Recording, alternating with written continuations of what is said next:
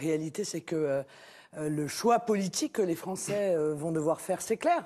Monsieur Macron est le candidat de la mondialisation sauvage, et tout cela piloté par Monsieur Hollande, qui est à la manœuvre maintenant de la manière la plus claire qui soit. Si l'on croit, comme c'est mon cas, dans la République, à un moment, il faut passer par la franc-maçonnerie. Monsieur Cazeneuve a même dit, je crois que c'est hier ou avant-hier, faites voter dimanche résolument pour Emmanuel Macron, faites-le avec la fierté de ce que nous avons accompli et le désir de voir ce que nous avons accompli se poursuivre. Les gens qui sont là ont été prévenus il y a plus de 3 ans de ce qui allait se passer pour eux. Et Hollande, il savait pertinemment qu'il avait une plainte. Quand il a fait campagne, il savait qu'il y avait une plainte contre lui pour viol en réunion sur mineurs de moins de 15 ans. Bonjour, je m'appelle Emmanuel Verdun. Le 23 mars 2012, j'ai porté plainte avec constitution de partie civile auprès du doyen des juges d'instruction du parquet de Paris contre Jack Lang, Pierre Moscovici et leurs amis pour viol en réunion sur mineurs de moins de 15 ans, à savoir ma fille, donc Laurine, 4 ans au moment des faits, est décédée d'une infection à la suite de ces viols. C'est donc à vous, Emmanuel Macron, de nous donner votre état d'esprit à quelques jours du scrutin. Écoutez, vous avez démontré que vous n'êtes en tout cas pas la candidate de l'esprit de finesse, de la volonté d'un... Les attentats de Paris sont une tragédie absolue. Mais c'est aussi une succession de détails qui laissent beaucoup de questions en suspens. Comment un attentat d'une telle ampleur peut-il être organisé dans une capitale européenne? L'expression « management de la terreur » n'a pas encore été prononcée dans ce contexte. Mais Christoph Hörstel, ancien correspondant de presse en Afghanistan de la première chaîne allemande, nous explique ce terme et fait quelques déclarations brûlantes sur les prétendus attentats de Paris. Monsieur Hörstel, le terrorisme est maintenant arrivé jusqu'en Europe. Après ce qui s'est passé en France, on n'arrête pas d'entendre d'autres histoires provenant d'Allemagne, de Belgique et de partout. Je pense aussi que les gens ont peur, ou bien on leur suggère d'avoir peur. Est-ce un hasard? Non, bien sûr, ce n'est pas un hasard. Évidemment, cela a été préparé. Aussi, ce qui nous est rapporté par les médias de masse et qui n'est pas fidèle à la vérité, ça non plus, ce n'est pas un hasard. C'est pourquoi nous avons déjà entendu, il y a 1 an ou il y a 6 mois, que des combattants qui ont combattu en Syrie aux côtés d'Al-Qaïda, du front Al-Nusra et d'autres encore, allaient affluer pour ensuite probablement perpétrer des attentats terroristes selon leur ancienne manière de faire la guerre, des combats de rue, etc. Ça, c'est une chose. L'autre point doit bien sûr être observé sous un tout autre angle. À l'époque, en 2006-2007, en tant que conférencier au Centre des forces dirigeantes de l'armée, j'avais choisi pour le cours de sciences sociales l'Afghanistan. En tant qu'expert du pays, j'avais instruit les forces dirigeantes des troupes de combat allemandes sur la façon de se comporter en Afghanistan, et pour ce cours, j'avais alors utilisé l'expression « management de la terreur ». Et c'est exactement ce qui se passe ici. Les gouvernements mentent, tous les gouvernements de l'OTAN. Ils ne mènent pas un combat contre le terrorisme, mais ils pratiquent eux-mêmes le management de la terreur. Les personnes qui sont mises en scène, qui perpètrent les attentats, sont dans 95% des cas très bien connus des services de sécurité. D'où est-ce que les services de sécurité les connaissent? On entend tout le temps dire que les services secrets sont exactement au courant de ces prétendus terroristes. Mais c'est bien normal que les services secrets surveillent les terroristes présumés. Par conséquent, ils savent où ils se trouvent. N'est-ce pas normal?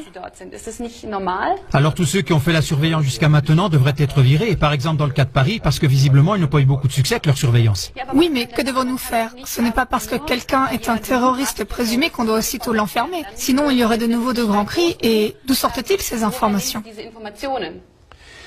La surveillance de ces cercles est sans faille. Ils ne peuvent même pas éternuer sans que les services secrets ne soient au courant. Donc, si quelque chose se passe, nous savons qu'ils sont impliqués.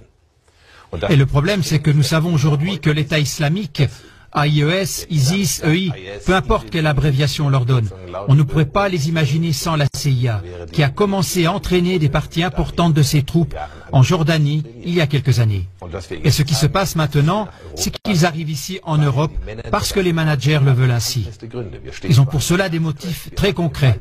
Nous nous trouvons devant un crash financier et nous avons d'énormes problèmes de politique intérieure, de politique monétaire, de politique financière, de politique économique, et nous ne voudrions pas que la population se défoule sur le gouvernement comme celui-ci le mériterait. Alors on les distrait avec ce genre d'attentat. We also have a history of kind of moving in and out of Pakistan. I mean, let's remember here, the people we are fighting today, we funded 20 years ago. And we did it because we were locked in this struggle with the Soviet Union. They invaded Afghanistan, and we did not want to see them control Central Asia. And we went to work. And it was President Reagan, in partnership with the Congress, led by Democrats, who said, you know what, sounds like a pretty good idea. Let's deal with the ISI and the Pakistani military, and let's go recruit these mujahideen. And let's get some to come from Saudi Arabia and other places, importing their Wahhabi brand of Islam, so that we can go beat the Soviet Union. Est-ce qu'aujourd'hui, dans notre pays, vous, François Hollande, vous trouvez que les choses sur les libertés sont en danger?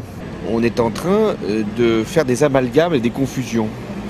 C'est-à-dire que celui qui n'est plus dans la norme, qui peut avoir un comportement déviant, qui peut parfois même être au-delà de la loi, peut être assimilé à un terroriste, ce qui, là, est une atteinte grave aux libertés. Pourquoi on fait ça? Pourquoi le pouvoir politique fait ça selon vous? Je crois qu'il y a d'abord une espèce de mouvement politique, c'est-à-dire de donner le sentiment qu'il y a une menace et que le pouvoir y répond. Donc il y a une intention politique qui est... Ils inventeraient la menace alors? Le 11 septembre 1990, le président George Bush défend l'intervention militaire en Irak et développe en même temps sa vision du monde pour les décennies à venir. Une vision du monde qu'il baptise le nouvel ordre mondial. On se soumet aux grandes puissances financières, et puis parce qu'il y a derrière des gens qui ont des intérêts privés. Vous en avez dans votre équipe quelqu'un qui avait des intérêts privés, qui travaillait chez Servier, qui travaillait chez Servier, qui travaillait chez Servier. Ah, ça y est. Ah, bah oui, parce que tout le monde était étonné. On avait vu dans le programme de M. Macron, il y avait le remboursement particulièrement de l'hypertension. On s'est dit, mais pourquoi particulièrement de l'hypertension? Parce qu'on a appris que son conseiller santé, en réalité, était un des plus gros lobbyistes de Servier. Et Claire Sévrac, bonsoir Claire. Donc, vous êtes l'auteur notamment de La coupe est pleine avec Sylvie Simon, et vous avez également écrit Le complot mondial contre la santé. Alors là, nous avons évoqué le traité transatlantique, et notamment les normes sanitaires qui vont normalement faire découler une espèce d'harmonisation entre les États-Unis et l'Europe. Mais avant ce traité, est-ce que l'on peut considérer que l'Europe est un peu en sécurité vis-à-vis de toutes ces normes sanitaires? Non, pas particulièrement. C'est un peu plus dilué qu'aux États-Unis. Parce que, par exemple, on peut ne pas être d'accord pour importer une substance. Par exemple, on a refusé d'importer l'hormone, les bœufs aux hormones, le bœuf aux hormones, et on paye une amende dans ces cas-là. D'ailleurs, l'amende est lourde, on paye 116 millions de dollars par an. Donc c'est une incitation à consommer du bœuf aux hormones, quelque part. Voilà. Mais on est quand même régi par le Codex Alimentarius, qui est l'organisme qui décide de tout ce qui va être mis dans votre bouche, que ce soit des médicaments ou que ce soit de la nourriture. Donc la marge de manœuvre n'est pas très grande. L'hypocrisie est grande parce que, par exemple, on n'a pas le droit de cultiver des OGM en France, mais on a le droit d'en importer, ce qui veut dire que tous les élevages industriels nourrissent leurs animaux aux OGM et que les gens mangent des OGM. Donc vous voulez dire qu'aujourd'hui, les Français qui mangent de la viande élevée en France peuvent très bien ingurgiter des OGM. Alors par contre, ce qui va être encore plus grave avec le traité transatlantique, c'est que là, ça va se faire ouvertement. Alors, vos réponses, Emmanuel Macron, à la fois sur Servier... Pendant toutes les années du mitterrandisme, nous n'avons jamais été face à une menace fasciste. Et donc, tout antifascisme n'était que du théâtre. Nous avons été face à un parti, le Front National, qui était un parti d'extrême droite, un parti populiste aussi, à sa façon. Mais nous n'avons jamais été dans une situation de menace fasciste, et même pas face à un parti fasciste. Vous êtes à égalité maintenant, donc une réponse si possible assez brève. Je partage une partie des recommandations, et d'ailleurs c'est dans mon projet. Je crois qu'Emmanuel Macron a tout à fait le talent pour être un présidentiable un jour. Alors de Montebourg à Macron, ça fait un virage à 180 degrés, présidentiable un jour. Mais c'est pas anodin ce que vous dites. La RFID que vous avez parfaitement décrite comme étant une façon de reconnaître à distance un objet ou de l'identifier sans avoir lui demandé de sortir sa carte d'identité. Pour un objet, c'est rare qu'il ait une carte d'identité sur lui. Non, vous savez, qu'est-ce qu'on peut dire d'autre? C'est évident que l'essentiel des utilisations de cette technologie, au départ, porte sur la traçabilité. Tout ce que vous avez décrit, c'est la traçabilité, soit des objets, soit des personnes.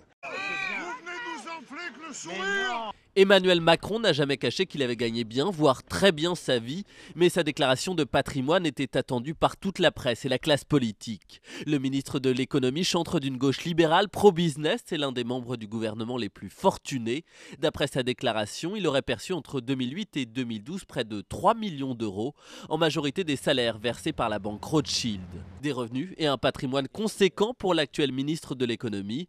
Et pourtant, contrairement à son prédécesseur Arnaud Montebourg ou encore à Michel Sapin, Emmanuel Macron n'est pas assujetti à l'ISF. Rothschild, un patronyme légendaire dont même Hollywood a fait un film. De tout temps, les barons ont cultivé une certaine proximité avec le monde politique. De Georges Pompidou, directeur de la banque, puis chef de l'État, à Emmanuel Macron, jeune associé gérant, les Rothschild se sont imposés comme une institution de la Ve République.